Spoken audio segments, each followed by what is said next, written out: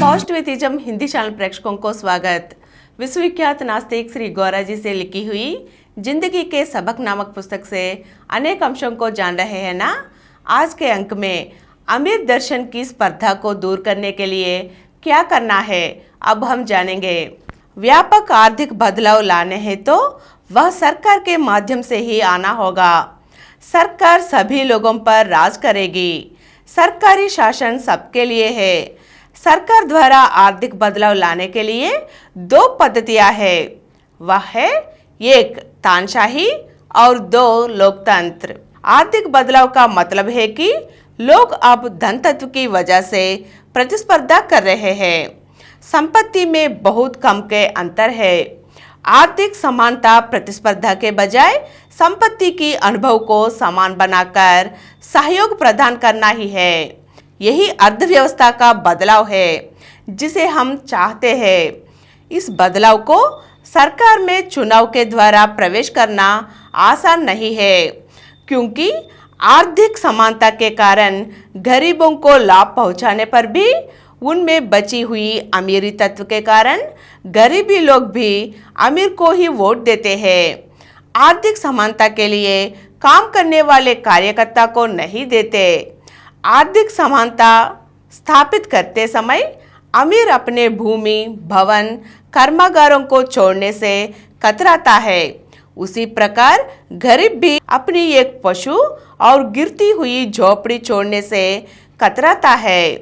अमीर तत्व में व्यक्तिगत संपत्ति पर जो प्यार था वही कारण है। इसलिए आर्थिक समानता चाहने वाले कार्यकर्ता के लिए चुनाव के माध्यम से सरकारी सत्ता में प्रवेश करना था।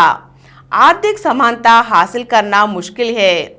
इस कठिनाई को पार करने एक समूह के रूप में सरकार के अधिकार को पकड़कर आक्रमण कर सकता है। और कुछ वीडियो के लिए कृपया हमारे चैनल को सब्सक्राइब कीजिए और नीचे हुए घंटे के निशान पर दबाइए। और बाद में पुलिस व सैन्य हिरासत में व्यक्तिगत संपत्तियों को अलग कर सकते हैं। यही निरंकुशता है। इसका आशय है आर्थिक समानता और उससे सामाजिक सामरस्यता हासिल करना ही इसकी पद्धति है। इसका दृष्टिकोण प्रारंभिक दशा में नियंत्रण चाहिए, इसके लिए आक्रमण चाहिए। तानाशाही दृष्टिकोण के परिणाम जल्दी से हो सकते हैं, लेकिन मानव स्वभाव गिरफ्तारी बर्दाश्त नहीं करता, आजादी चाहता है। तानाशाही पद्धति में नियंत्रण है, इसलिए लोग इनको सहयोग नहीं करते हैं। लेकिन मौजूदा आर्थिक व्यवस्था में अमीरों की तानाशाही गरीबों पर की जा रही है। आप पूछ सकते हैं कि गरीब लोग इतने काल से क्यों सहन कर रहे हैं। यह सही है कि गरीबों पर अमीरों की तानाशाही है, लेकिन गरीब यह नहीं समझ रहा है कि यह तानाशाही है। संपत्ति आने पर या जाने पर भी यह उनका भाग्य, दुर्भाग्य, ग्रहचार, दैव कृपा आदि मान्यताओं से संतुष्ट है।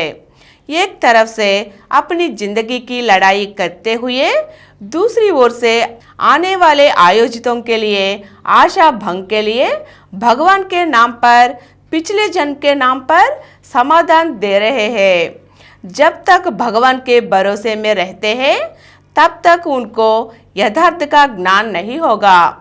अमीर तत्व में जो धोखे और आक्रमण पद्धतियां हैं उनको तानाशाही के नियंत्रण मालूम नहीं है। इसे भगवान का संकल्प समझकर कठिनाइयों में पड़े रहते हैं।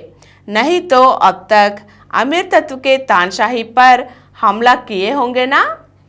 इस प्रकार तानाशाही और अमीरों की कठिनाइयों का कारण है भगवान पर विश्वास।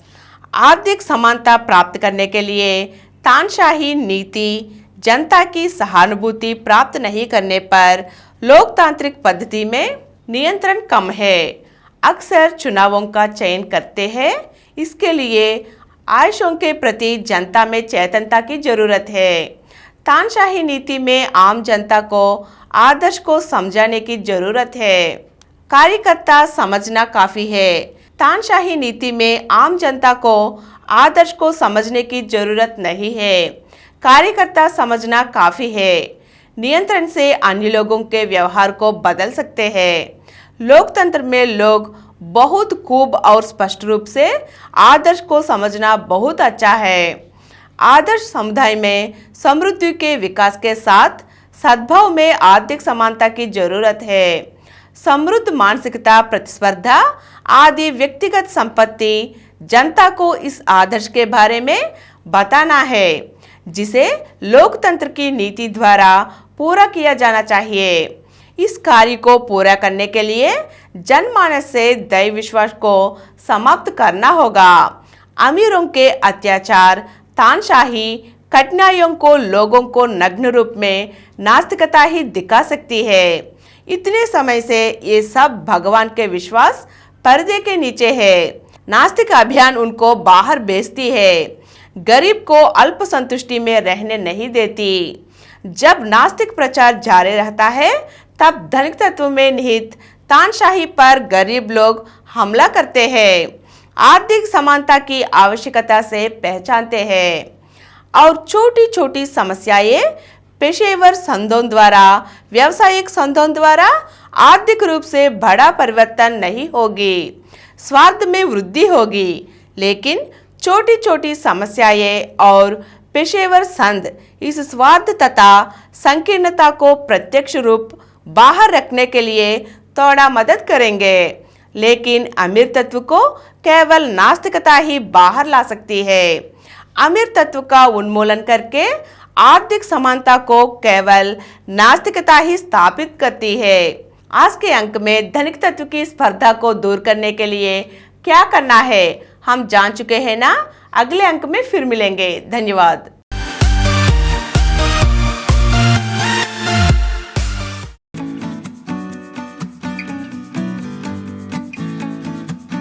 Download Samaram multi-channel app and watch your favorite channels from your mobile. App available on Google Play Store and subscribe to the channels.